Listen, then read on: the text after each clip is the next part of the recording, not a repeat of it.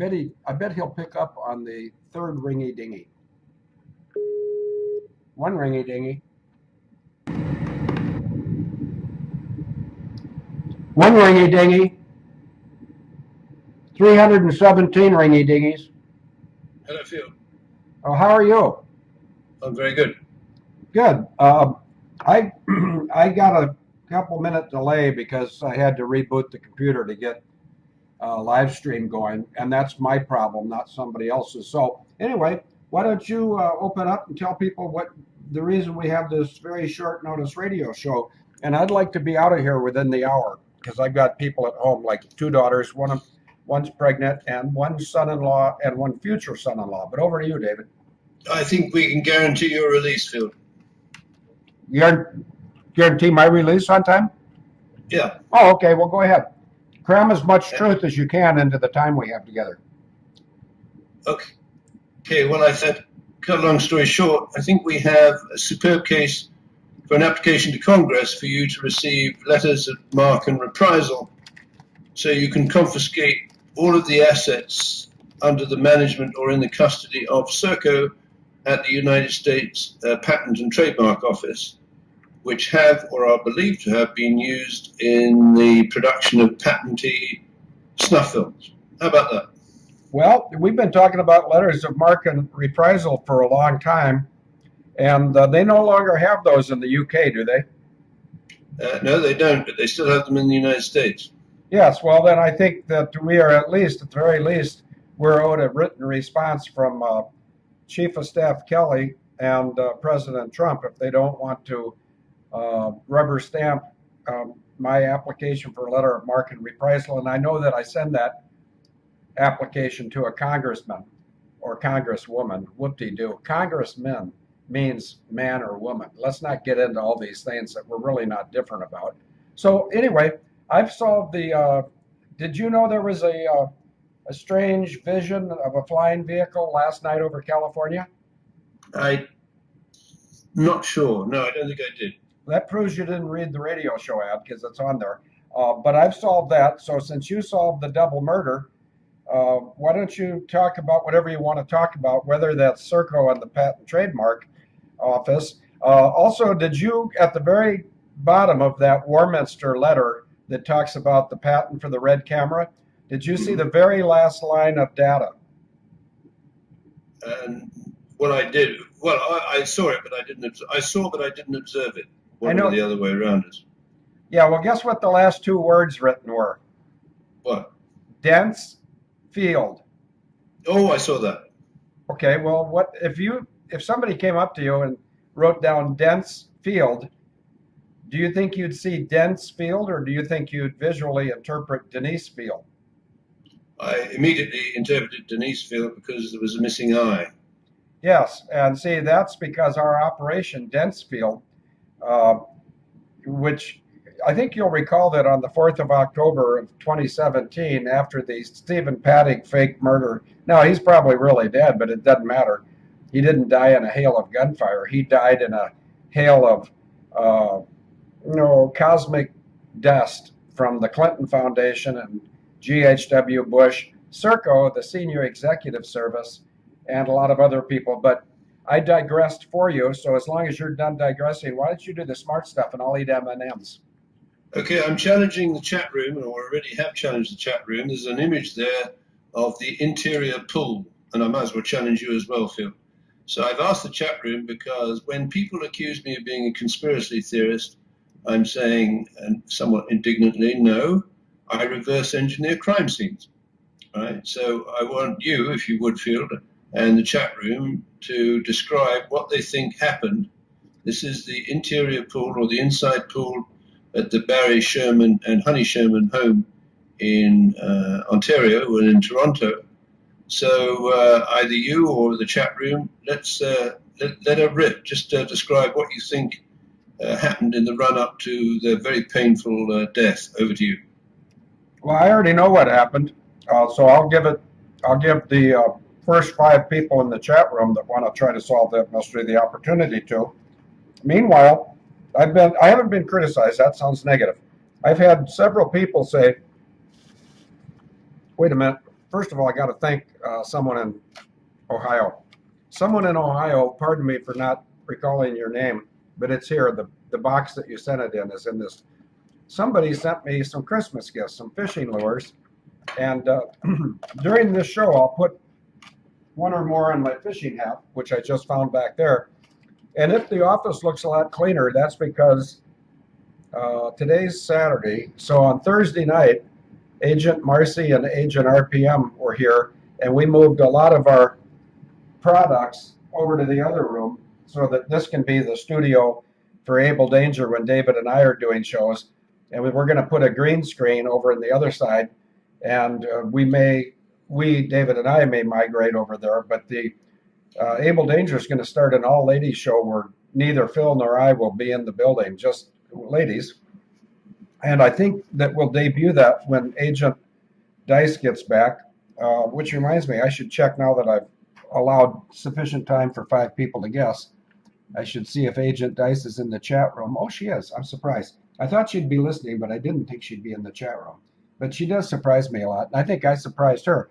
You told me you did not see the radio show, right? And I did. Oh, did you see it recently with the picture of Dice and yes. Twiggy? Yes. Let me just explain that. It's Christmas, so let me just explain what happened at my house last night. I'm sitting talking to my 5-month pregnant 24-year-old and her husband, and we start talking about Denise because I was telling him how cruel and insensitive the customs people in DHS have been regarding Denise and myself. And when I said something about Denise, they said, "Did you ever notice that Denise looks a lot like Twiggy?" And I said, "No, I've never noticed that. In fact, I know who Twiggy is, but I haven't seen her picture since the mid or late 60s. But my son-in-law, who's a Serbian, who's a gypsy, and gypsies are called gypsies because they're thought to be originally from Egypt, which they're not. Now, just to show that I can focus on a lot of different things at once, I'm going to talk about the error of law, and I'm going to talk about the Koch brothers, and I'm going to talk about supersonic or hypersonic flying vehicles.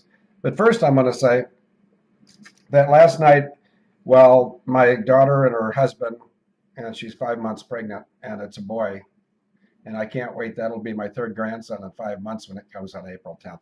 But anyway, they said, "Oh, yeah." They took their phone and they said, "Take a look at Twiggy's picture." And I said, "You know what? That does bear a resemblance to Denise." And I said, "Watch this." And I pulled up on my wallpaper.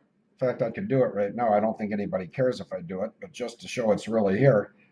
Behind the icons, there's Denise. And we put the phones side by side, and we 3 agreed, yeah, they sort of do look alike. And then Denise got into the equation this morning. I was talking to her in front of this daughter and her husband, and she said, "Well, if you think I look like Twiggy, you ought to see my sister." And she didn't name her sister, but she's only got 4 sisters, so by the process of elimination. Which reminds me, how's your digestive tract, David? Pretty good. Good. Yeah, I could figure out which sister it is. But anyway, I asked one of our associates, Agent Hacksaw, I said, "Is there any chance you could take these 2 pictures and make a DSTM about Agent Dice is ready to answer the call of any government that wants to solve a cold case or even a hot case, murder or double murder?" So I don't know if anybody answered the question yet, but I don't want to answer the question because then I'd look like a know-it-all. And would they be in the pool for an early morning swim when whoever arrived on the scene? Well, could they put the jackets pulling their arms back behind their backs? I think that's you, David. Are you suggesting? Oh, no, Denise said oversight. I thought they were wearing jackets. And then you said could be, but they had jackets pulling their arms behind their backs. So the question is, was that done after Honey was killed first? Or was it done after both bodies were dead, and they wanted to make it look like? Well, see, I think if they pulled their hands back, that would be a fly in the ointment for the perpetrators, which may have some relationship to Serco, Snuff Films, Red Cameras, and the Clinton Foundation. Over to you, Your Lordship. Yeah, thanks, Phil. So my guess is, I'm not an expert in this, one of the ways I believe in unarmed combat is you've got a couple of guys and one is spoiling for a fight with another. There's a bigger second party that gets behind the guy who's spoiling for a fight you want to get rid of, and they use their jackets to pull their arms back and then holds their arms while the other guy, I don't know, sticks a knife or a shiv or beats them up or whatever. So it's very much, as I understand it, the kind of mob-related unarmed combat type thing. So unless these people, I mean, the question is, were they in the pool for an early morning swim? My guess is they weren't. I think they were fully dressed and they came into that pool for whatever reason, maybe because they were invited in or maybe because they were told to go in because they were to be killed. I imagine that the couple were absolutely terrified. I mean, he's 76. The woman, I believe, Honey Sherman, I don't know that she's heavy, but, well, she's not light, let's say. So let's say she's 120 or 140 pounds. And I want to make a point about the Ontario police or the Toronto police because someone in that police force needs to be taken out and have their asses reamed. Do you understand what a reaming ass does, Phil? Yes, I do. And do you know who really needs the answer for this? Well, go ahead and then I'll explain why I think someone in the Toronto police needs to have their asses reamed. Actually, it's also the OPP, the Ontario Provincial Police, because we had to solve the murder of several of the victims of Russell Williams. And we did that with the help of some people that live north of the 49th parallel. But out of all the guys that have ever been in charge of MIT or Harvard, who's the only Canadian that's been in charge of one of those two schools? The Harvard Business School dean is MacArthur, John MacArthur. Okay, what about David Johnston, the general counsel of the Queen's Council for Canada? Yeah, he was the chairman of the Board of Overseers, the first non-American chairman of the Board of Overseers of Harvard. Well, he's the one that let the murderer, Russell Williams, get away with it.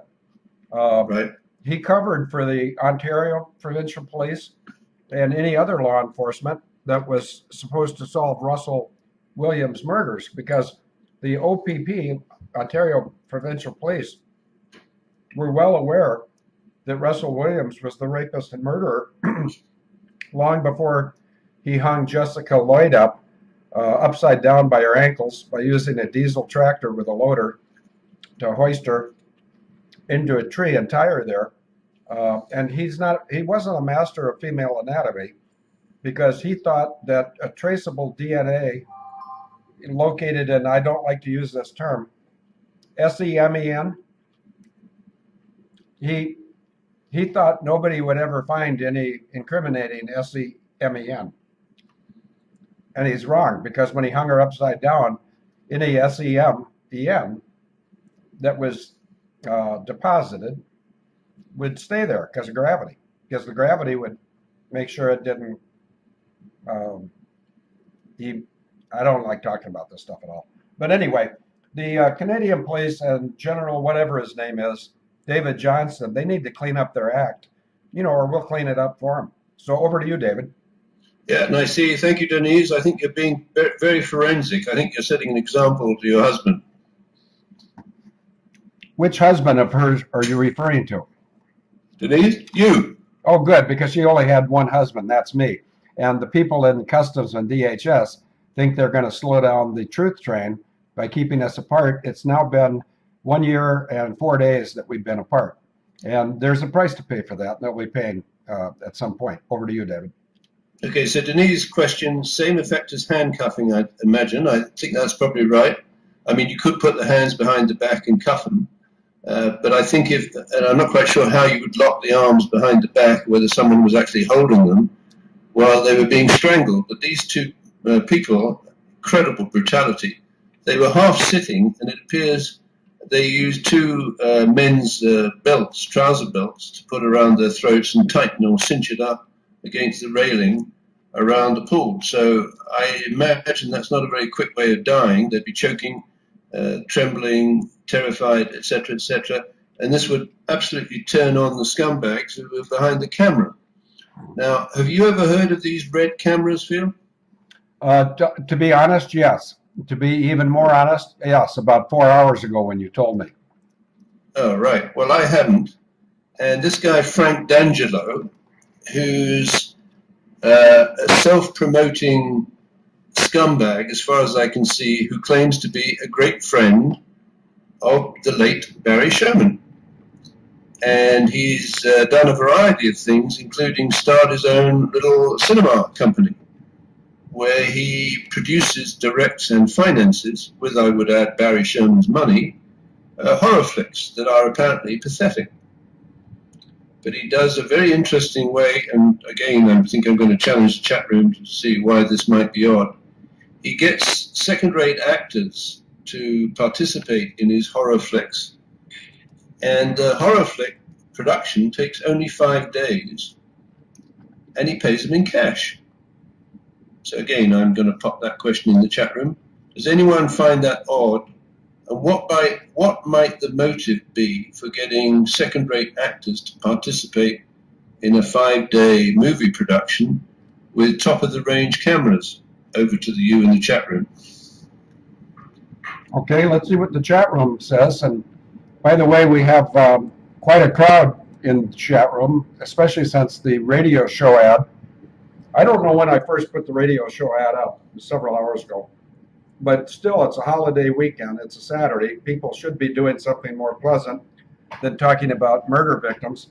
But and I want to apologize to several people who may or may not be listening. First and foremost, Denise, my wife, she said, is it really imperative that you and David do a radio show today? Wouldn't your time be better spent with your daughters and their husband or fiance? And I said, yes, it would be better spent. But who's going to solve these if David and I don't? And furthermore, just so Denise would know that I considered her point, I said, furthermore, all 4 of the kids are out shopping. The daughter with a husband were out shopping at the bakery in Plum City, a meat market in Elmwood, Wisconsin, a cheese market in Oak Valley, Wisconsin, and a grocery store in Durand, Wisconsin. And the sum total of that is my daughter, whose name I almost slipped and said. I have 4 daughters. One's a rental. That means I'm her stepfather, but I was more of a father to her than her biological donor. I don't take any pride in saying that. I think fathers should be more responsible. And then I think mothers should be responsible too. That's sort of the deal. It's nice to have a mother and a father and a family if you have kids, but it doesn't always happen. And I've proven that several times myself. But Denise thought that I should spend time with my kids, and I should. But right now, they're all running around the kitchen making a Christmas dinner that we're going to have tonight, because one couple, the older daughter with a fiance, they have to leave and go to another set of parents tomorrow sometime, probably midday. And then my younger daughter, who's expecting, she and her husband will leave Christmas morning to go down and see a great-grandmother. Actually, it's only a grandmother. And then they're going to drive back to Fargo. So I'm not really taking much time away from my kids, and I'll be spending the balance of the evening with them. And they've been put on notice. Any kid or fiance or husband of any of my kids that get between me and the TV when the Packers are getting beaten 41-6 by the Vikings will probably be shot with a taser. And the tasers I shoot don't have any of those little encrypted identifiers because I stole them from my sister. David, over to you.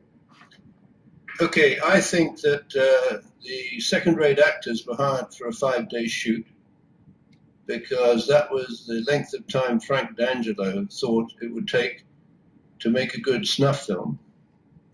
If the second-rate actors are paid in cash and participate in the snuff film, which they thought might have been a simulated snuff film, they're pretty sure to keep their mouths shut if they've been paid in cash and film has been made of them taking the cash. And instead of it being a simulated snuff movie, a horror movie, it was a real one. They're going to keep their mouth shut. Now, the camera that this guy apparently uses, top-of-the-range camera, I put in the chat Apparently there's a company called Red, and that's probably an acronym. Maybe someone could find what that is, but here's what it says. Red is the owner of the following United States patents which may apply to the Red products identified. These products may also be covered by other US patents, pending US patents, or foreign equivalents issued or pending relating to the identified patents. And then one of the cameras apparently is called Red 1, and then there's a whole series of United States patents. Now, here's what I think is the scenario. Mr. D'Angelo calls up Red and perhaps Serco Patent Office and said, we want to do a 5-day shoot with a simulated horror movie, and we want to use your cameras with the following patents. He probably wouldn't specify the patents, he wouldn't know, but he'd get a top-of-the-range one. And how much would that be? So Serco at the United States Patent Office says, all right, we want $500,000 for you to shoot a movie, 5 days, and I don't think they need to know where they're going to do the movie shoot. And then Serco goes out and hires a snuff film crew. Now, I field a question to you. Where do you think Serco could go to find a snuff film crew? Over to you. Well, I think they could go to 425 Carroll Street. Yep. Or they could go to Christine Marcy, or Right. they could go to the Clinton Foundation, and they could go to 2 undisclosed locations in the United Kingdom, one of which is Canary Wharf. Yeah. They could also go to the number of the prisons where they had the contract to move the prisoners under that offender tagging arrangement, which was deeply corrupt, where they were cleared by, interestingly enough, the City of London Police. Now, why the City of London Police would have a role, because there is no prison, as far as I'm aware, operated by Serco within the City of London. That's the square mile. So what I think is they got the one police agency that could give them a clearance, but what they were accused of was moving around 3,000 identities who had never been in jail, or who were dead, or never been charged, or were overseas under that tagged offender operation. Now, the beauty about that is, if you wanted to put a snuff film crew together, you could find these identities, whether they're real or not. If they're unreal, then you have a demon face recognition software to create them, and you book them. Now, what software do you think you would use to book the camera crew into the crime scene field? Over to you. Are you thinking they might have flown in from over 200 miles away? Yeah, they could have flown in from another country, but what software would you have used to book them into the swimming pool? Jabs? Correct. And who produced Jabs? Well, my sister caused it to be produced. She's not smart enough to produce anything. Yeah, but the company that produced it was Nortel Networks, the Canadian company. Which went out of business, and brings up the question, well, if Nortel was a Canadian company, why, when they were trying to shaft their long-term employees, did they have the bankruptcy proceedings which invalidated the retirement obligations? Why did they have that in Dallas, Texas? Exactly, because they wanted to deprive the employees of the benefits of the pension scheme so they could take it in-house and split it amongst their friends. Yep, and that's what's basically going on in the world, is the bad people thinking that they were going to end the United States and bring us and everyone else into the New World Order in some time frame between January 1st of 2018 and December 31st of 2020. Actually, yeah, that'd be right. Well, it's not going to happen, because some of the major players in the global cabal that was trying to destroy the United States, some of those major players, and I don't want to be specific or point the finger, but if I were to be specific and point the finger, I'd point it at George H.W. Bush, my sister Christine Marcy, Hillary Clinton, John McCain, and item 5. And item 5, well, the first 5 people on the list are Adrian Messenger. And as most armchair private dicks know, the list of Adrian Messenger with 17 names on it was delivered to Donald Trump in Las Vegas on Wednesday, the 4th of October. I rest my case, and I turn the floor to the balding gentleman with a big smile on his face. You You're know, certainly a gentleman, but less emphasis on the balding. I have friends and neighbours who delight in what hair I've got on the top of my head. oh, okay. Well, thanks for being more specific. I have, I have, Okay, I have my hat off so people can see my lack of follicle matter also. you're follically challenged, are you? Yes, I am, but I'll deal with it. At age 68, I'm pretty much known as the biggest chick magnet in Frimley Green, UK. Well, you're not very often there, so I can imagine there's a lot of imaginative work has to be done. Well, actually, here's where they sort of screwed up by denying Denise a visa and doing cruel and unusual punishment to her and myself both. They failed to factor into their lack of thinking that I can get over to London effectively for free. In fact, do you know that I recently made a round trip reservation to go to Tel Aviv, Israel? No, Field, and we've only got 24 minutes. That's okay. You can have 4 and I'll take 20, just like normal. But anyway, I canceled that because the reason I was thinking of going to Tel Aviv, Israel, was to visit a man and a woman, and the woman is Agent Tal, Tal. And you can think that stands for Tel Aviv Lady if you want. It may or it may not. But I wanted to find out if there were two or three other aircraft following the Israeli 747 that left on the 17th of December. If I misquote this here, anybody in the chat room, if I get it wrong, please correct me. But I think the people that tried to have a false flag at Atlanta after failing the triply redundant electrical grid, I think they had to beat feed out of Atlanta, and there were either 1 or 2 private jets following them. And one of them, I think, very well may have been carrying George Soros, who, when the jet was intercepted by Air Force Air National Guard fighter interceptors, I think they were told to land. I'll just pick a random base. I'll pick a random base like Quantico Marine Air Station or Andrews Joint Reserve Base. And I think they did land, and I have very strong reason, according to Agent Timberfox, to think that George Soros, you haven't heard this before, David, but it was in the radio show. I think George Soros had to put in a little face-to-face time with Trump on Sunday of last week. Over to you. It's at 6 days ago, if you're keeping score. David, over to you. Right, so looking at Nortel's production or development of jabs, they developed it for the United States Department of Justice.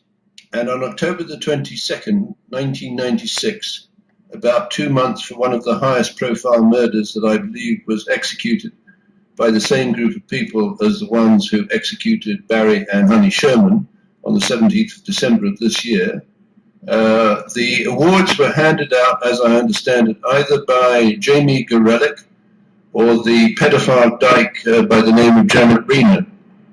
And they were handed out, the Gore Hammer Awards, to 3 women, as I understand it. One for the development of the JAB software, the Joint Automated Booking System, developed by Nortel for the Department of Justice, that would allow you to track and book in prisoners into any particular place that you wanted to book them. So it might be moving them from the place of incarceration to a place of trial, and is totally consistent with what your sister discussed with you in, I believe, 1988, in fact, December 1988, when she said, how do I handle mutiny because we don't have permission from the airlines to shackle our prisoners as we move them from Hawaii to the mainland? Now, you replied with the answer related to droning, but what your sister evidently did, she had access to a huge amount of money that I believe was based on the racketeering application of the National Center for Missing and Exploited Children database, where she managed in that same year, and that was 1984, to introduce the Department of Justice Asset Forfeiture Fund. So she simultaneously provided organized crime with access to children who could be detached from their parents, and access to the proceeds of crime that could be placed in a fund that would allow her and her ilk, if that's not too unfortunate a word, to finance and prepare for the attacks of 9/11. Anyway, so on October the 22nd, the prizes, if that's the right word, that is to say a hammer with a ribbon around it, very symbolic, I believe, of the Marxist and communist hammer, was handed out to 3 research programs at the Department of Justice, one called JABS, one called Sentry, and the other called, nicknamed Con Air. Con Air moving prisoners around, and obviously if you want to put a snuff film team into a crime scene, well, one very good way of doing it is going into the jail system, find out who gets their rocks off watching children being tortured to death, and offer them, I don't know, a 40-hour or 24-hour furlough. Now, some of the prisoners in your sister's jail system would very much look forward to having a Christmas break, I think, Phil. And what better for these scumbags, both in Canada and the United States, for example, is to pop them onto a JPATS aircraft and fly them to Boulder, Colorado. Does that make sense?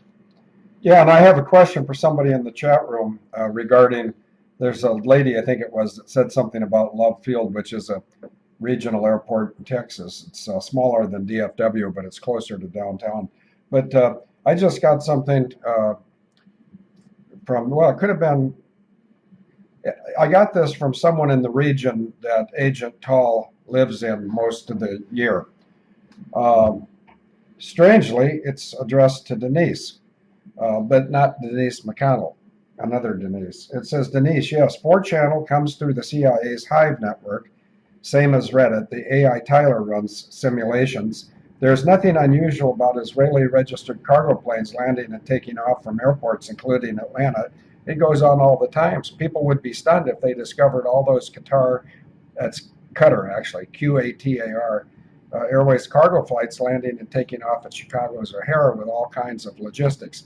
Only artificial intelligence could have taken all those anomalies in Atlanta and merged them with Marine, CDC, Israeli flights, bioweapons, nuclear weapons, and all in one location in Atlanta when the power goes down. Did Tyler knock the power out to run a simulation? What did it learn? What will it apply to learning the next event? Well, we answered some of this a long time ago, and I can't even tell you where to go to find it.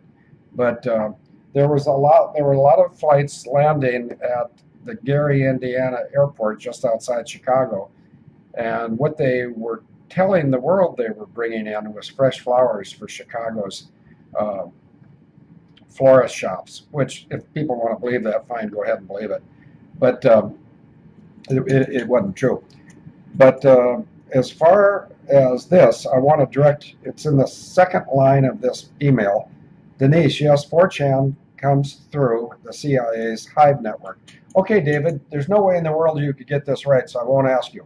But the BBC had a show called Bugs, and Bugs in episode 3 of year 1 had a show called All Under Control, where they exposed, as the pompous asses that they are, in 1995 they exposed the BUAP, the Boeing Uninterruptible Autopilot, which would be used for 9/11 some 6 years later.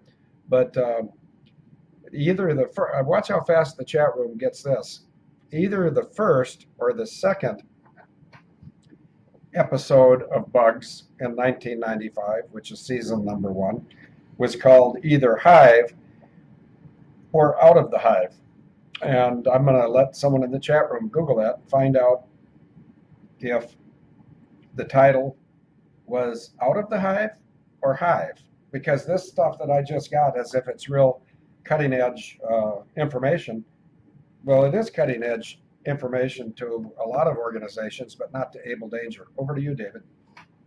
Yeah, thanks, Phil. So we've got that 22nd of October 1996 ceremony when Gore Hammer Awards were handed out, presumably to your sister, for her launch of the JPATS system in 1994. And my guess is that that JPATS system was crammed with some of the patents related to the droning of aircraft. That is to say, those planes could be flown either by a pilot or by a drone system loaded up with prisoners that have been booked into the crime scene through jabs, and taken to, for example, Boulder, Colorado, to arrive morning of Christmas Day with a snuff film camera crew and various devices that would support a real-time transmission of the snuff film from the home of John Benet Ramsey. And I'm not at all convinced that she was killed in the home. She may have been killed in some adjacent area.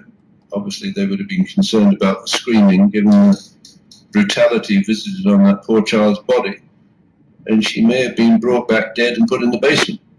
But it was very obviously a staged event with a lot of gratuitous cruelty that is reminiscent for me of the murder of Gareth Williams in a place unknown, where they transported him and may have actually killed him in that sports holdall, placed his body in the bath in his flat in Pimlico with the heating turned up, where his body was, the decomposition was accelerated with, I think, sodium perborate, which was the white powder scattered on it that they found in the kitchen.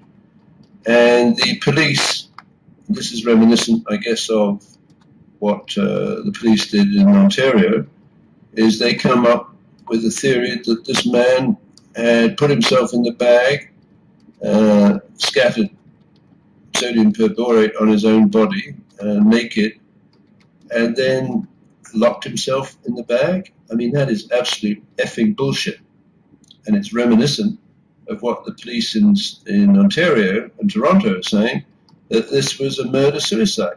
Now, I don't know what the law is, but I believe any police officer who leaks or implies to the media, which of course is all over this, that this crime is associated with a murder-suicide, should be charged with, I don't know, misrepresentation, or maybe verbal spoliation of the crime scene. Because if I'm a cop, and I'm not, if I arrive at a swimming pool and I find two people with their arms pulled back around their backs, with a leather belt on the 76-year-old man that's choking him against the railing of the swimming pool, and his wife beside him, who's not a lean lady, she's a fairly heavy lady, exactly the same modus operandi of her death, to me, you don't have to be a bloody cop to say that's a double homicide. And it's a particularly brutal homicide because those people are semi or half sitting, so their legs or feet would have been pushing on the ground to try and take the pressure off their throats, and they would have died in agony. Right? And anyone who accepts that evidence from the police secondhand, basically, I mean, they're beneath contempt.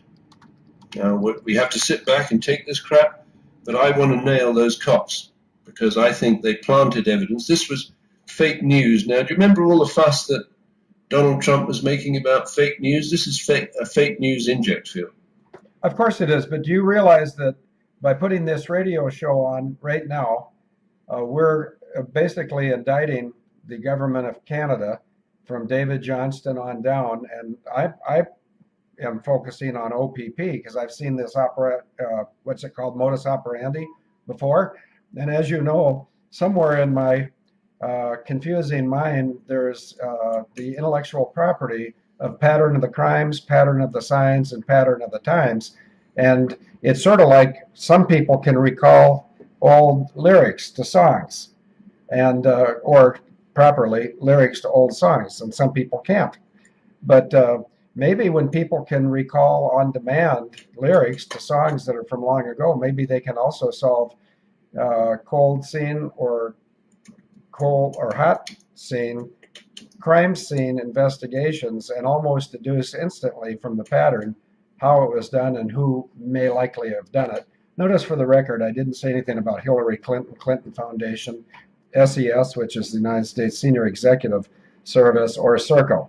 And of course, I would really be putting myself at risk to mention Christine Marcy. Over to you, David. Right. Now, would it interest you, Field, if the Ontario police had charged and then dropped a charge against Mr. Frank D'Ambelo for allegedly assaulting a 20-year-old woman? wouldn't surprise me at all. First of all, do you know the form? Do you know where the word police comes from?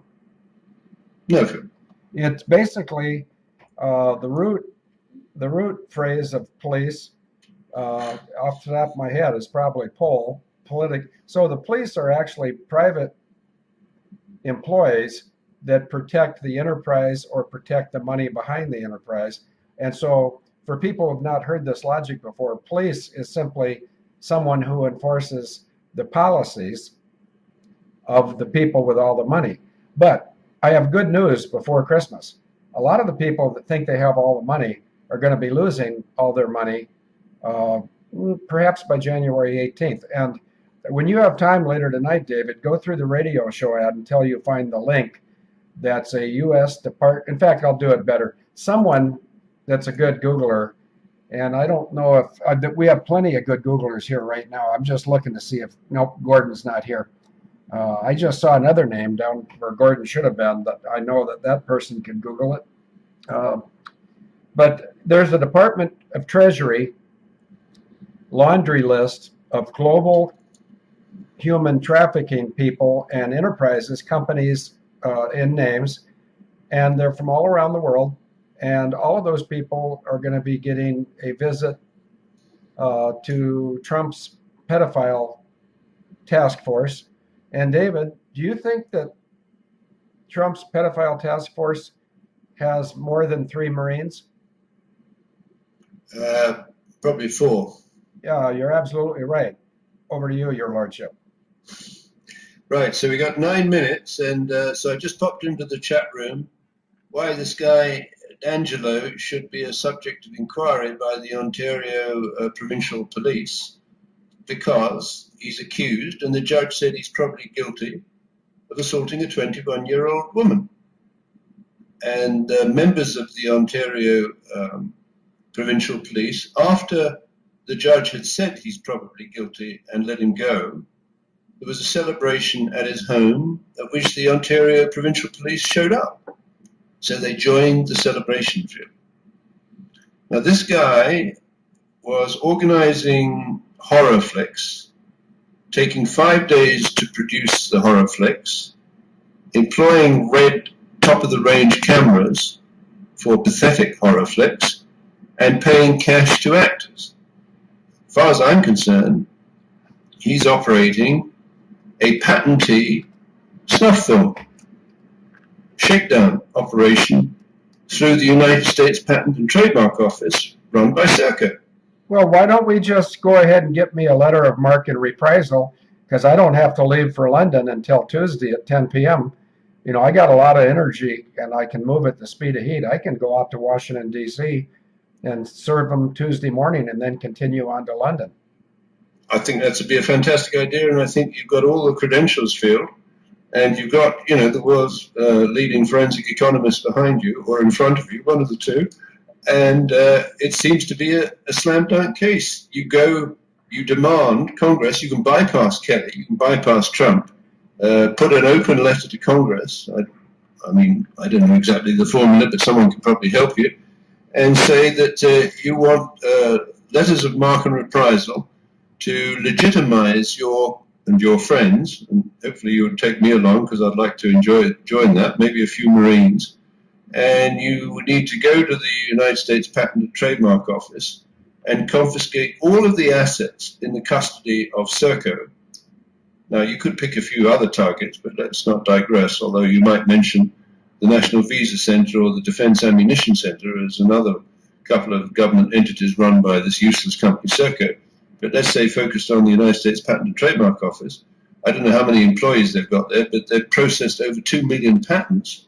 And these scumbags are cherry-picking those patents that would allow them to make a patentee snuff film.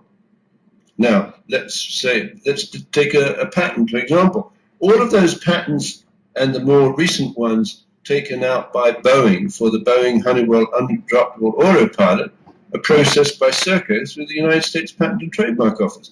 So can you imagine the horror of the people? And I remember your comment about, or you made it, I believe, to some of the high-ups in Malaysia when you went out there, where they said they wanted to sue Boeing. Do you remember that? Yes, and I looked right at the guy who is exactly my age. He was educated in London. He's in the legal profession. And I said, he made the comment that led me into this.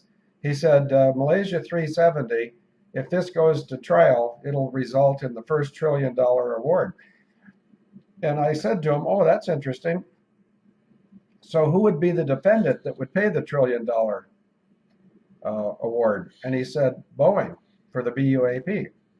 And I said, well, it might be a little tough sledding because if that's the defendant, I will offer to be an expert witness for Boeing because it's not really the Boeing uninterruptible autopilot or the Boeing Honeywell uninterruptible autopilot. It's really the General Electric uninterruptible autopilot. And I'm going to go reach out to the chat room now. There's some very good Googlers. Jeffrey Imel was the CEO or is the CEO of GE, and he was the CEO at the time when the attacks of 9/11 were covered up. GE provided the autopilots to Boeing aircraft that were used. I'll say this slower so nobody misses it, like the government boys. General Electric created the Boeing uninterruptible autopilot, and General Electric shipped at least 120 autopilots because we know of 96 that were deployed, and we think the other 24 were held in reserve. But those autopilots that came from GE were critical to the almost success of 9/11. I say almost because somebody imputed a 41-minute delay in the departure from Newark, New Jersey of Captain Jason Dahl and his flight 93. And guess what? Oh, David, here's some. Now, you claim to be sort of like myself and Sherlock Holmes, at least you're aspiring to be. Do you have any idea which very large corporation in the United States might be willing to bankroll some bogus movies about United 93? I'll give you a hint. They have two initials. They have a G and an E. Now, do you have any idea who bankrolled the movies? GCAS. No, you're close. General Electric. I said two initials, G and E. But anyway, you listen, but you don't hear. Why in the world would General Electric bankroll movies that are going to, cloud the issue of what really happened on 9/11? I mean, right here in the next room over, I got about 700 copies of Captain Sherlock Solves 9/11.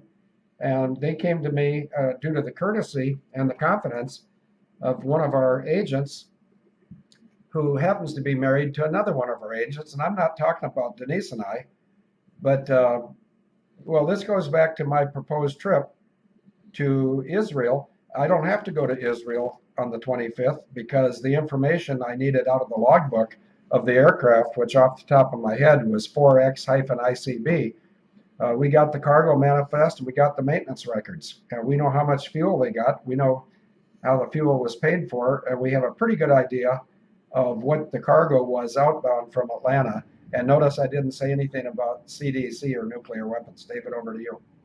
Right, Phil. So now, interestingly enough, Serco is the preferred command, control, communications, computers, and intelligence surveillance and reconnaissance supplier to Boeing.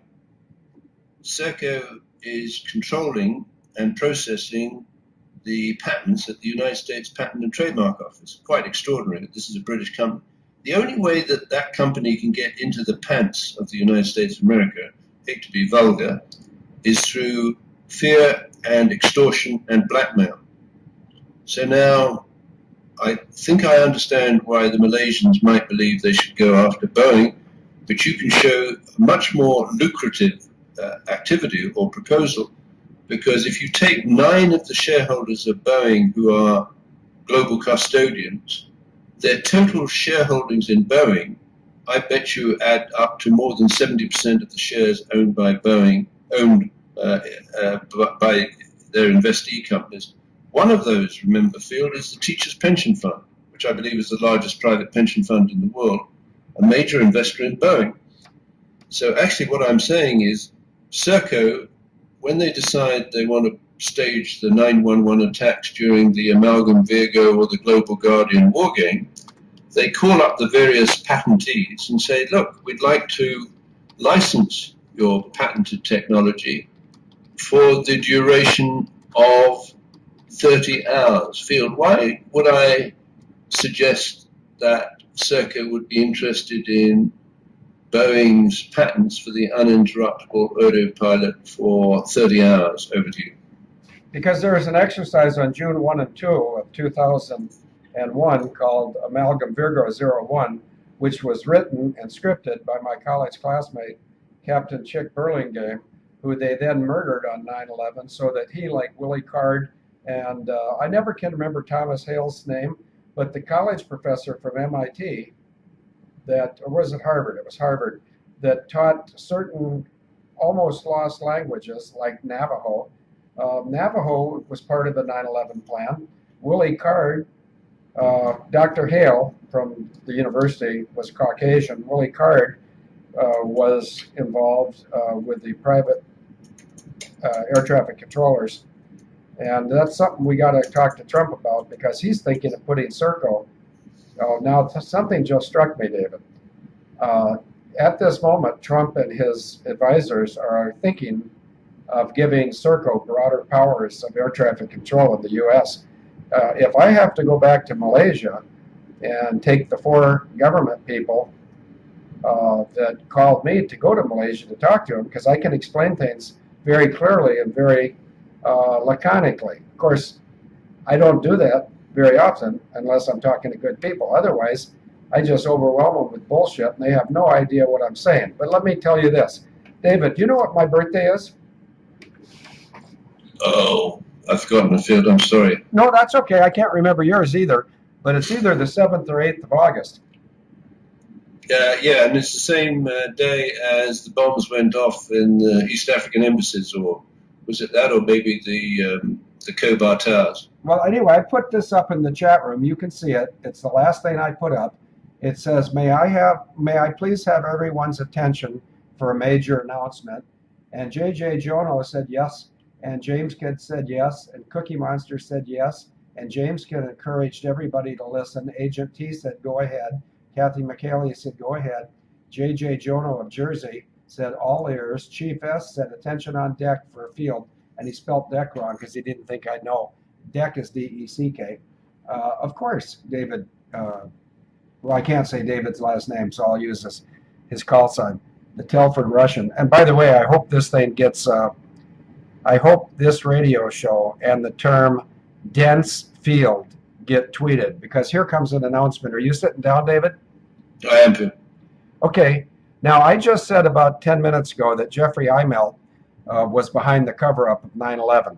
I've said many, many times that Jeffrey Immelt had the highest company-paid or corporate-paid life insurance of any CEO in America. Off the top of my head, it was $273 million if he died. Okay, those are established facts.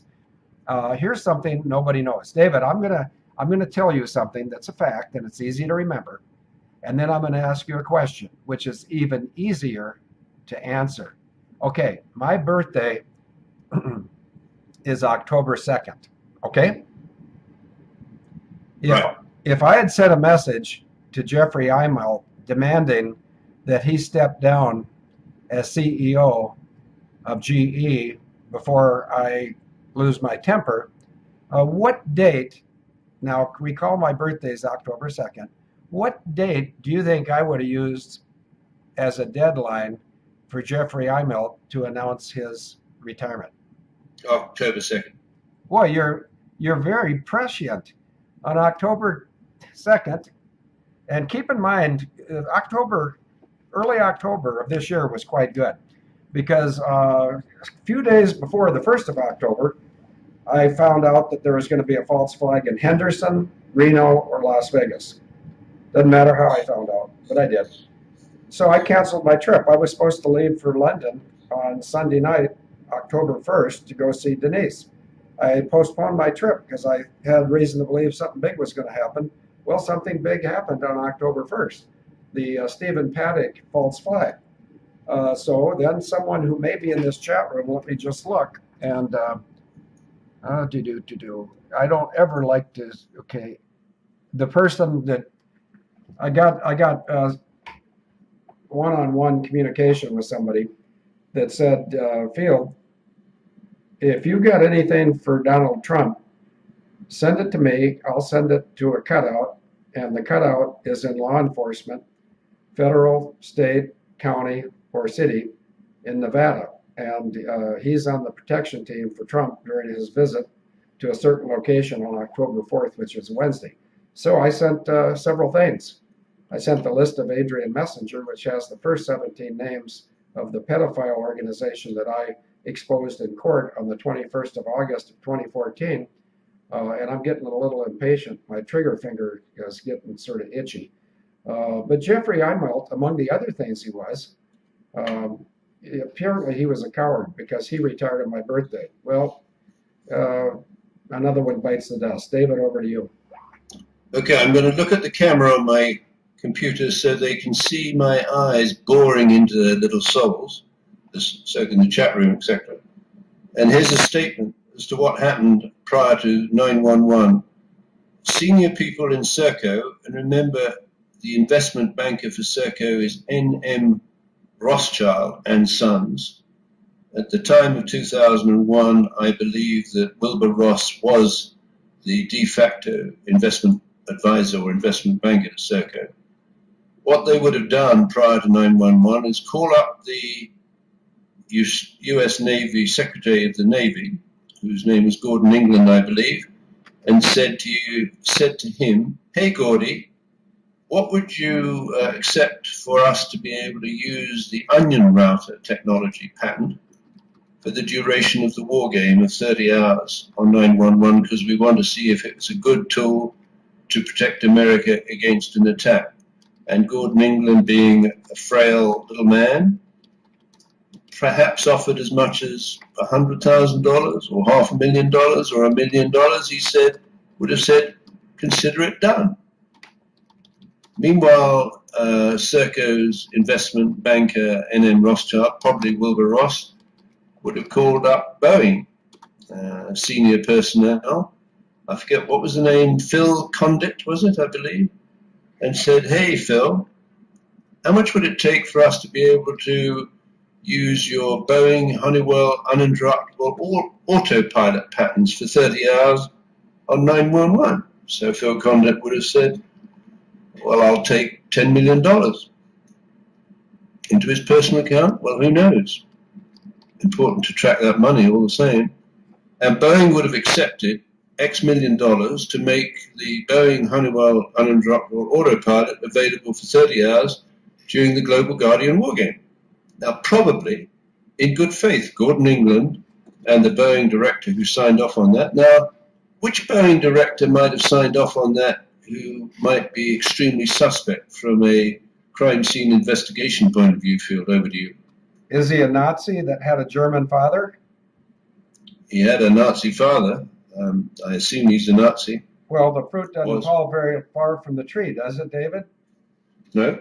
Okay, well, if it was a Nazi with a German Nazi father, it's either George H.W. Bush or John Shalashkashvili.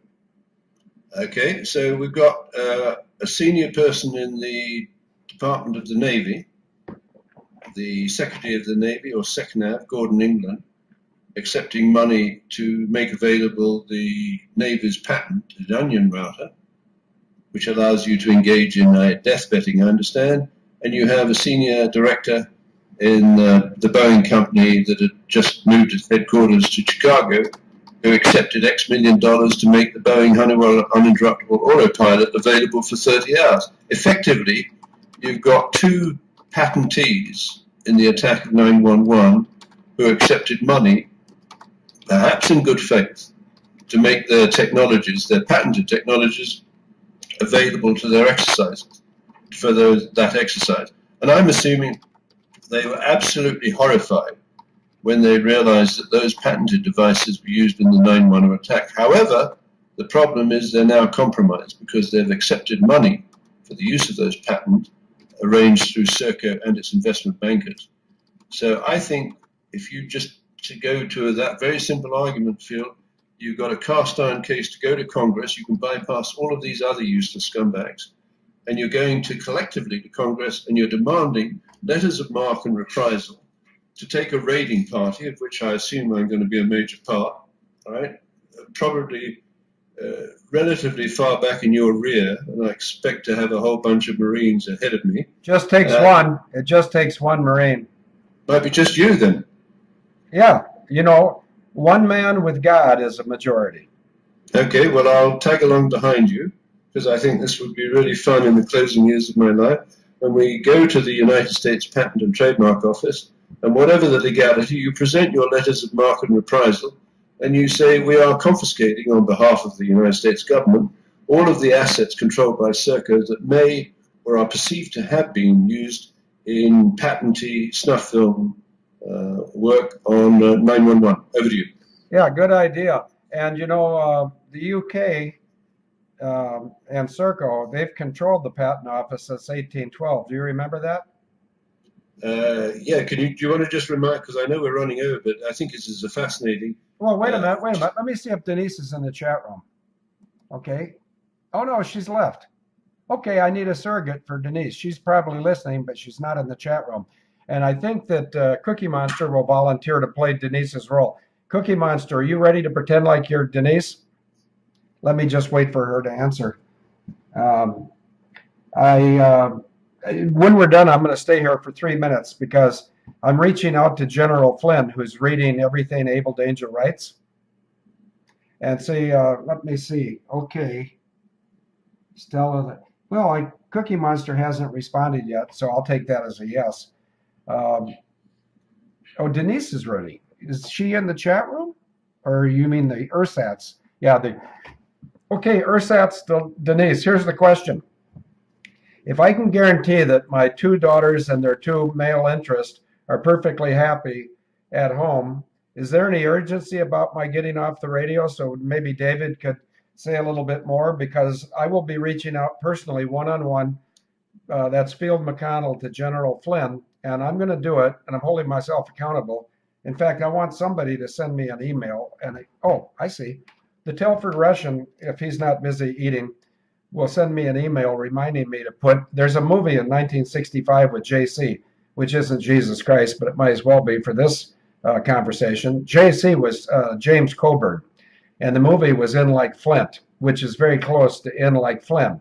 So I'll reach out to General Flynn and say, knowing who booby-trapped your career with Trump and not liking the people that did that, I'd be more than happy to communicate with you, General Flynn, and you and some of your friends in Washington, D.C.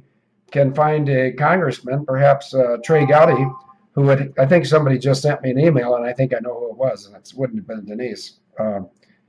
But you know, I'll be glad to pay the role of, in fact, I got my Marine Corps uniform right under there. The only problem with my Marine Corps uniform, when I had that uniform built, I weighed 165. So I'd have to let out about 70 pounds of uniform to wear my Marine thing. But my Marine sword, which is right in this room, yes, it is. It's back there by the flags. Let me put the camera on the flags.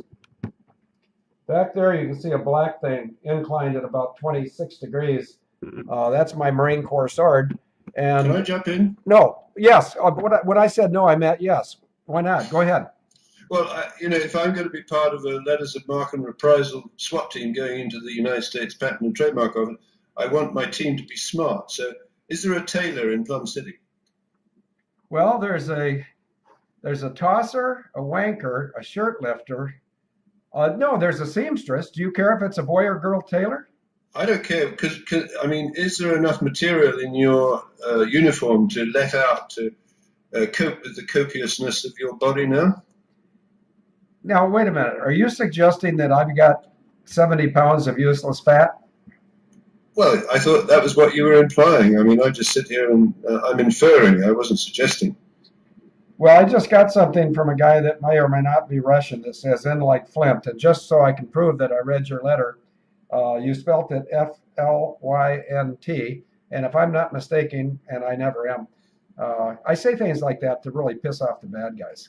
They think I'm arrogant. No, I'm not. I'm just working for God, and that's really tough shit for them. Anyway, "in like Flint" was F-L-I-N-T, I think, and someone in the chat room. And Denise is back. She shouldn't be back. She just told me good night. And she just said, Ditfield asked me a question, so she's back. And now, so can you put it to her to find out if you can get the permission from your kids to delay a bit? Because I've got a proposal and I'm thinking on the fly, right, Phil? Yeah, well, I don't want to expose too much of this good night message, but have a lovely day and then a term of endearment. Can't wait until Wednesday. Good night. I love you. Denise, I love you too. And so, David, over to you. So has she given you permission to make your children wait a little bit? Now I got to go. Okay, I'll go look. And I think I have her tacit approval, even if she didn't put it in writing. Let's see. Someone sent this, haven't watched. Okay, well, we got something here. Persons exposed Jason Goodman's behavior that, okay. Well, you know what? I think I appreciate that Denise sent me this, but somebody posted this in a manner that, in fact, I'll read it later, Denise. Somebody posted it in a manner that it came to Denise, and she thought I should see it. But when people attack people in the truth environment that I respect, whether I'm correct or incorrect in respecting them, I always say two things, and I'm not going to mention Jason Goodman in relation to this. Let's just pick Alex Jones. Some people would say he's great. Some people would say he's a shill. If Alex Jones called me, which he doesn't have the balls to do, truthful statement. Prove me wrong, Alex. But anyway, if Alex Jones were to call me and said, would you do an interview, if Denise allows, with me on Thursday when you're over in London next week, I'd say, yeah, sure I would. Once I make that, yeah, sure I will, that means I'm either going to make the appointment or I'm going to be dead. Such is the case with Jason Goodman. I recently accepted a short notice opportunity to be interviewed by him. And am I here to say if he's a good guy or a bad guy? No, I just said I have confidence in him, but it doesn't matter if he or Alex or anybody else is a good guy or a bad guy. Here's why. If they're good guys, I will encourage them. If they're bad guys, I will scare the shit out of their sponsor. David, over to you. Yeah, right, Phil. So here's the big picture that I like the idea of. I believe letters of marque and reprisal should be granted by Congress to you in your manifestation of able danger. I think if it goes through, there would be millions, if not billions of money flowing through to what I believe we should form as an able danger trust to do things that we would like to do, where there are wonderful people in your family, there's wonderful people in my family. I want this thing to have legs, and you can have a ranch or whatever. I can build faculties of forensic economics in every major university, starting with my alma mater at Cambridge. All of those dreams can come true. We can bootstrap our team up. So I'm very focused on this idea of letters of marque and reprisal. And we have this simple argument to make, I think, to Congress, that the preamble to the 9/11 attack was a full dress rehearsal called Amalgam Virgo on the 1st and 2nd of June, where the party that had infiltrated the United States Patent and Trademark Office back in the 20s, probably through this guy William Stevenson, with his method of moving pictures by radio, had basically made a proposition that was very hard for these people to refuse, where they took the Secretary of the Navy, Gordon England, and said, how much would you take for us to be able to use your onion router patent during the Amalgam Virgo and the Global Guardian exercise? And we want to use it for 30 hours. And maybe Gordon England misunderstood, or he was scared, and perhaps he said, all right, well, pay me $5 million, or pay the Department of the Navy $5 million, and you can use the onion router. Similarly, with a director, or maybe several directors at Boeing, who had been discombobulated by virtue of being forced to move their headquarters from Washington State to Chicago, they were invited to use the Boeing Honeywell uninterruptible autopilot portfolio patents. And I would think there's probably at least 20 patents, different patents within that uninterruptible autopilot, and they would have been offered individually or collectively $5, $10, $100 million, because it's peanuts from the conspirators' point of view, because they can take a hedging, I think I've talked to you about hedging and leverage leases, they can take a hedging position and they stand to make billions, like a double occurrence scam. So Boeing hands over for a 30-hour period access to or license to the Boeing Honeywell uninterruptible autopilot, and Gordon England hands over 30 hours license to use the Onion router. You put those two together, and they can rehearse. It's almost a full dress rehearsal, the use of these technologies during the Amalgam Virgo war game with the first and second. And they would have realized, Phil, what's very obvious, that when the blue team, the American blue team, was given the knock it off signal, and you can talk about that to Congress, you can talk about it to anyone who's blue in the face because you have a complete and profound understanding of that, right? Where they would have realized that the vulnerability of the blue team on 911 was after the war game maestro, it was probably a Brit, you and I both know who that was, offered or suggested that they knock it off. The blue team would have stood down, Phil. And then all they needed to do was to switch to drone mode, use the Boeing Honeywell uninterruptible autopilot to either drop it in the drop zone in the Atlantic and take a drone sitting in the radar shadow of the decoy and take out the Pentagon's U.S. Navy Command Center, which is the single most valuable military asset on 911 that effectively decapitated the Navy. So I believe the Able Danger Trust, or whatever vehicle you choose to call it, has the right to millions, if not billions of dollars, and neither you and I, well, we both understand the limitations of money, but money would be an extremely valuable tool to reinstate the truth in the Department of Justice in the United States of America. Over to you, Phil. Well, did you say millions or billions? I said millions or billions. Well, I know 3 potential billionaire people that have a direct relationship with Able Danger. And I can't speak for them. I also can't identify them, but I can titillate the audience. One of them... Be careful. I'm always careful when I'm titillating. And I don't wear my fishing hat when I'm on titillation missions. Oh, by the way, more importantly, I asked my daughters last night, I said, what would you guys do if I moved to England? Would you be upset? They said, no, not as long as we could visit. Well, here's where the customs people failed to consider when they thought they'd separate Denise and I, for as long as they want to, for no reason whatsoever. They forgot that I'm retired from Delta. I worked for Northwest, but Northwest got gobbled up by Delta. So as a retiree, and I hope that a certain agent from New York State is listening to this, when I made my reservation to go from Minneapolis to JFK to Tel Aviv, the round trip first class airfare for me was $42. Actually, it was $41.98, but let's not quibble. When I go to London Tuesday night of next week, the airfare is under $180, round trip first class. So if the National Visa Center, notice I didn't say Christine Marcy, I didn't say Hillary Roadhog Clinton, and I hope I don't get my fish hook caught like I did. In fact, I'm going to be smart and take this off so I don't accidentally scratch where I don't itch. I'll go back to Green Bay. I've been attacked by falling objects. Holy shit, what are you doing? I can't believe you said shit on a live radio show. I said shoot. I'm talking about snuff films, not shit. I wouldn't use that expression. I'm English. Well, I wouldn't give a shit if you did use it. Frankly, I was just trying to chastise you as the world's number 7 forensic applicant.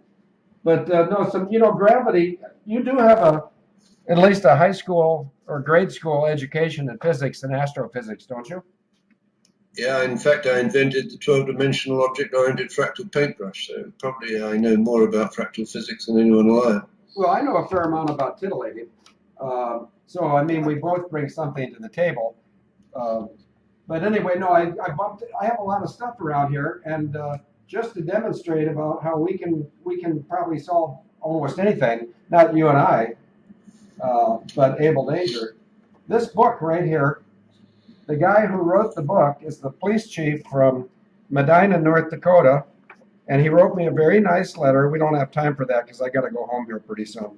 And I know you guys are thinking it's to see my kids and grandkids, but it is.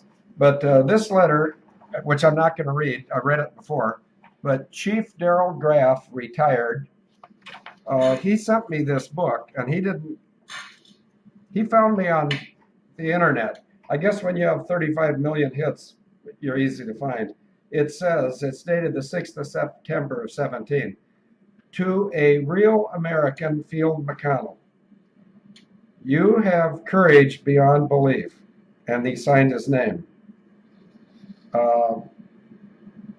And then he says, it becomes, I can't really read this, but it becomes an academic. And what he means here, and this book is on display at the Able Danger Memorial Museum in Plum City at 4013 Main Street. But he wrote this letter, and what he really was saying, and the guys met me, but he's the guy who was the police chief where the U.S. Marshals assassinated, or they attempted to ambush a Christian, a born-again Christian, tax protester, veteran, patriot. David, can I use some colorful language? Yes, you may, as long as you read a paragraph after the colorful language that I want you to read. Yes, I will. Well, my admonition to the U.S. Marshals Service and anybody else that's getting paid by the feds, when you attack Christian, patriot, veteran people, you probably are not being wise unless you know for sure that the person you're attacking is guilty of the crimes that people like Christine Marcy, Jamie Gorelick, and Janet Reno may have said. Otherwise, you need to understand the credo of retired Marines everywhere. And it's sort of cosmic language, but it's, if you fuck with the duck, you'll get the bill. David, over to you. Okay, now the paragraph I'm going to ask you to read, I popped it in the chat room. I'm prescient. I've been at stretch with Serco's Enterprise. No, I don't want you to read it yet. Oh, okay, good.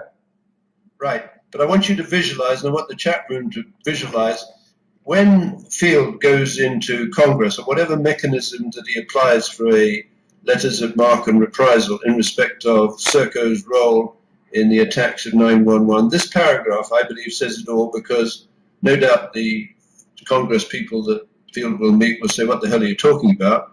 And I want Field to be able to say, well, I'm talking about Serco's role with respect to Boeing in either blackmailing or extorting the use of the Boeing Honeywell uninterruptible autopilot to fly the decoy and drone maneuvers of 9/11. So now I'm going to ask you to read that paragraph, Phil. Does it start with Serco's Enterprise? Yes. Serco's Enterprise Architecture Center of Excellence is based in Colorado Springs, Colorado. There's also a FemComp office there. Do you remember FemComp? Yes, I do. Okay, there's a reason why I reminded you. The team provides a variety of services in support of Boeing's business units as well as research and development efforts.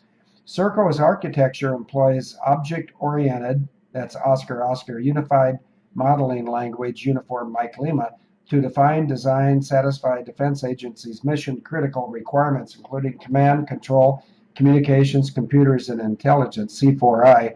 This approach improves system developers' understanding of operational requirements and how best to integrate enterprise operations and systems for optimal fulfillment of C4I and other operational needs. Now, that was a pretty eloquent, wordy, and absolute bullshit paragraph. Can we agree? Absolutely. Yeah. What a Marine would say, instead of taking up 4 lines, a Marine would simply phrase the same exact thing. If they're an enemy, kill them. Now, that's a lot easier to understand, right? Yes.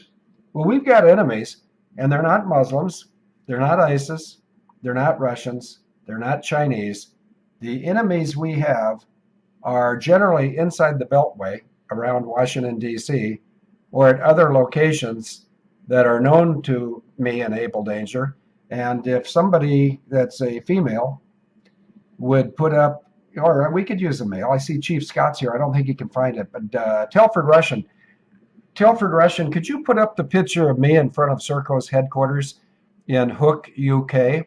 I was there 3 times over the summer, and I just love walking right into the lion's den and telling the lion, hey, Able Danger's here, and we're going to cook your goose. And if you want to try to prove you can stop us, well, come on out here. I'm right by your global headquarters sign. I'm the guy that looks goofy with 2 demons behind me, and they're not demon software. Anyway, so David, I think we're way overclassing Serco and the shadow government, the deep state. They're a bunch of generally sexual deviant, immature people that are dumb enough to believe that the people that hire them to do things like the Obama Lack of Health Act, they think they're actually going to get paid. Well, I have a suggestion that maybe they won't. David, over to you.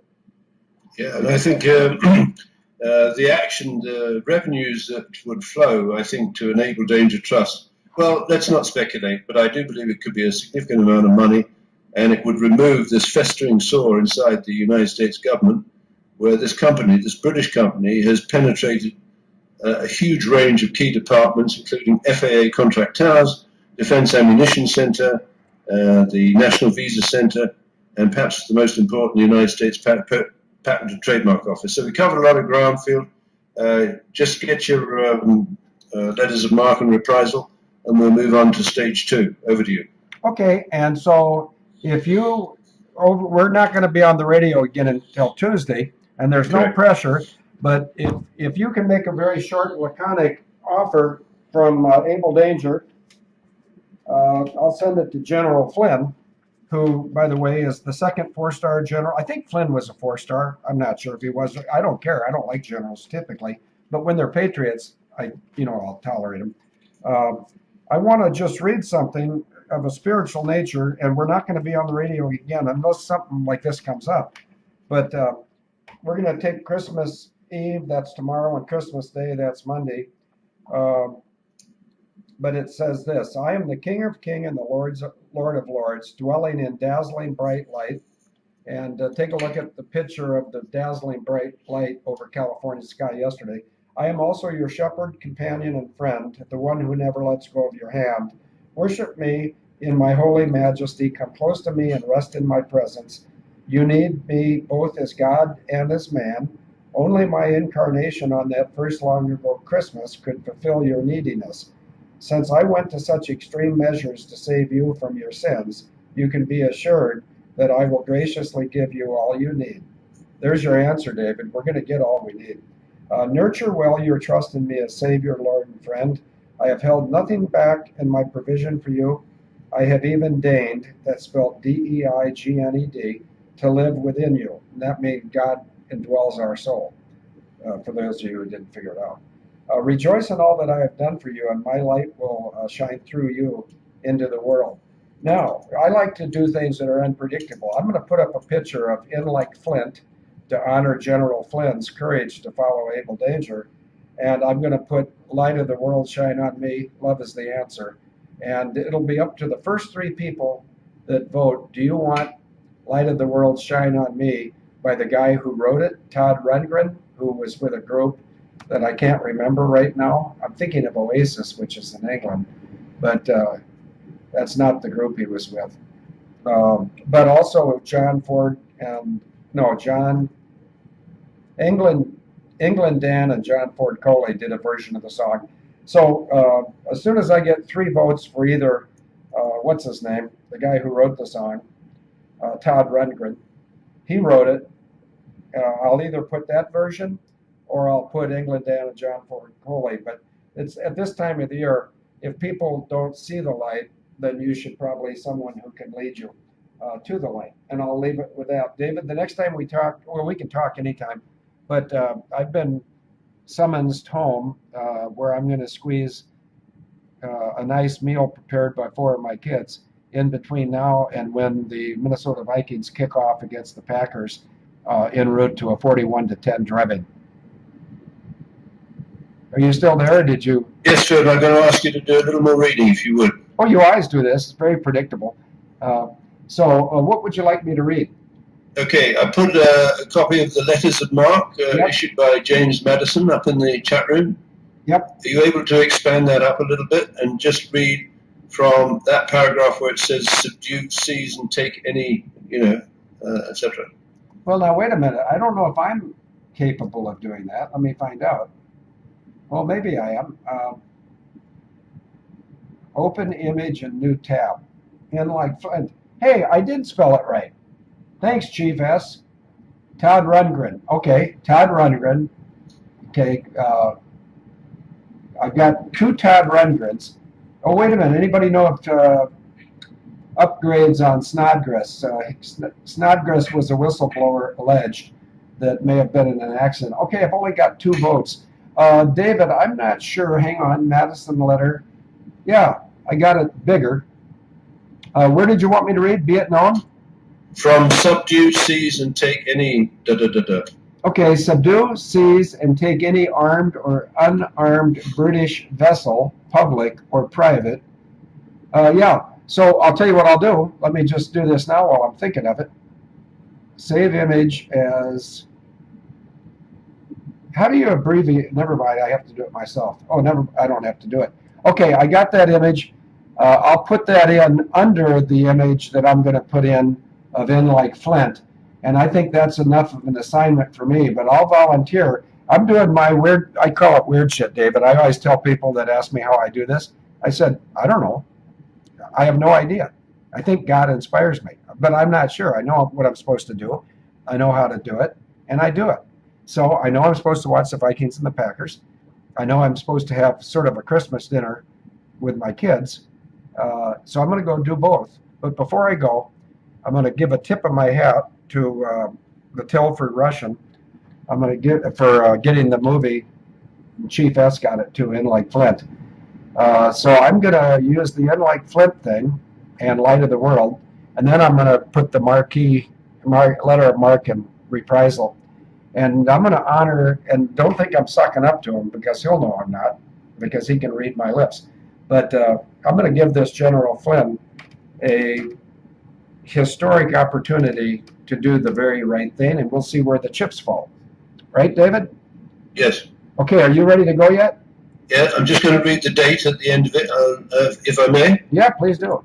Given under my hand and the seal of the United States of America at the city of Washington, the 22nd day of December, in the year of our Lord 1814, and the, I can't read, the independence of the 39th. Right. Now, just to remind people, 1814 was 2 years after what event, Phil? The burning of the patent, the burning of Washington with the exception of the USPTO. And that says it all. Yeah, but you missed something. You missed something that's critical.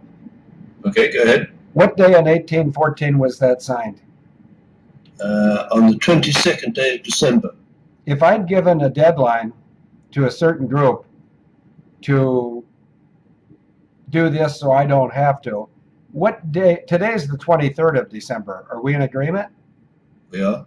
If I'd given a deadline of end of business, specifically 1711 Eastern Time, on the 22nd of December of 2017, have we passed that deadline, yes or no?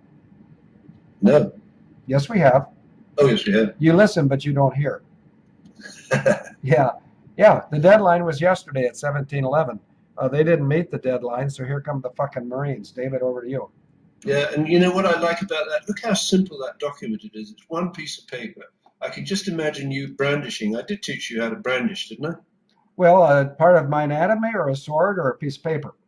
No, so if you could just adjust your uniform so you could fit in it, because I want a certain amount of dignity around here, and you get your letter, then I can come in from behind. That's an unfortunate sort of geographic positioning. And we can march into the United States Patent and Trademark Office with this document, and you can subdue, seize, and take any unarmed or unarmed vessel. An interesting word, what that vessel means. But I think Serco is occupying the United States Patent and Trademark Office and is treating it as a British vessel. Well, they are, and that was on my sister's computer. When I looked at my sister's computer at 2311 East Coast time on the 14th of October of 2008. And that's when I got the names of a lot of the pedophile judges and congressmen and senators. Yeah, well, this is amazing stuff. Well, it's important stuff. It's significant stuff. And as long as we agree that you'll do the smart stuff and I'll do the weird shit, we are guaranteed success. Correct. Okay, well, are you going to say goodnight or you want me to say goodnight? I'll say good night and happy Christmas and love to all, and onwards and upwards. Okay, now do you want me to hang up on you or do you think you can hang up on me? Okay, now I'm going to call for the big red button. Hillary Clinton is the real danger. Yeah, no kidding. Oh, Lieutenant. Well, I'll tell you what we'll do. Well, no, I want to go home. I'm going to add two things. I'm going to say goodnight to Denise Irene Clark McConnell. I love you very much. If you want to call me, I can stay here for a few minutes. If you want to go to bed, I know it's late, so you can go to bed. There's the big red button. Thank you very much, Telford Russian. I got the big red button. All I need now is the proper protocol. I'm still pretty happy I got David tonight because he always tries to get me. I'm taking my phone home. I'm taking my body home. And I guess sometime, well, I think Trump and the Marines are going to handle this. But if they don't,